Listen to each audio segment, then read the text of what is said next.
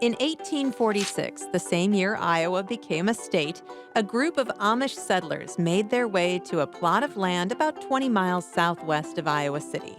They were the first European settlers in that area, and by 1879, thanks to the railroad making its way through, Kelowna was established. Today, Kelowna is home to a wide array of locally owned shops, restaurants, and the Mennonite and Amish people.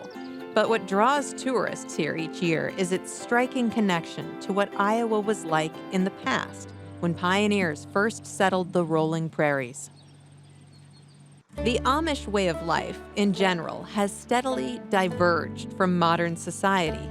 The Amish are known for simple living, plain dress, and a reluctance to adopt many modern technologies.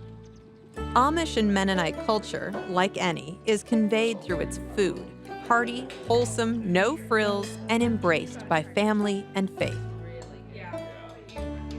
Homemade egg noodles, fresh-made cheese, pies, and preserves. Places to experience authentic Amish cooking are rare, but in Kelowna, you can experience a made-from-scratch meal served family-style in a Mennonite home.